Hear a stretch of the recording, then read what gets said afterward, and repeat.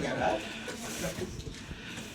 యొక్క Fatima environmental development society ఆధ్వర్యంలో మనకు పర్యావరణానికి సంబంధించి పర్యావరణానికి ప్లాస్టిక్ వాడడం వల్ల ఏ రకమైనటువంటి హాని సంభవిస్తుందో దాని మీద వాళ్ళ యొక్క స్వచ్ఛత సంస్థ ద్వారా అవేర్నెస్ ప్రోగ్రామ్ అనేది పెడతా ఉన్నారు.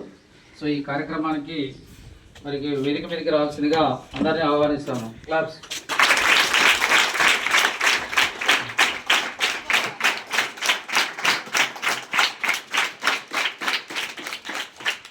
ఈ కార్యక్రమాన్ని ఉద్దేశించి మన పాఠశాల ఇన్ఛార్జి ప్రధాన ఉపాధ్యాయులు గౌరవనీయులు వెంకటేశ్వర సార్ గారిని 2 మాటలు మాట్లాడాల్సిందిగా కోరుతాను.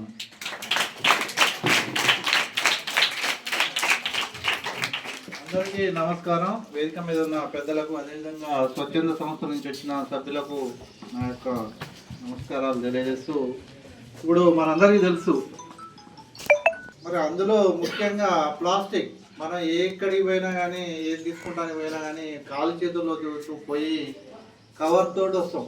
మరి ఆ కవర్లు వాడితే అవి భూమిలో కలవడానికి ఎన్నో వందల వేల సంవత్సరాలు పడుతుంది. ఇప్పుడు వేరే ఉంటే ఆ భూమిలో కలిసిపోతాయి, కానీ ప్లాస్టిక్ ద్వారా చేసే మన కవర్లు కానీ వేరే ప్లాస్టిక్ వస్తువులు కానీ అవి భూమిలో కలవాలంటే ఎన్నో సంవత్సరాలు పడుతుంది.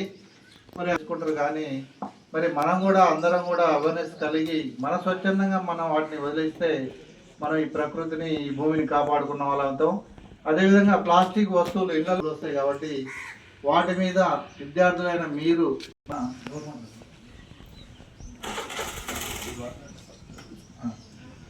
మన ఫాతిమా ఎన్విరాన్మెంటల్ డెవలప్మెంట్ సొసైటీ సభ్యులు మరియు స్కూల్ ప్రిన్సిపాల్కి, యాజమాన్యానికి, స్కూల్ టీచర్స్ అందరికీ గుడ్ ఆఫ్టర్నూన్.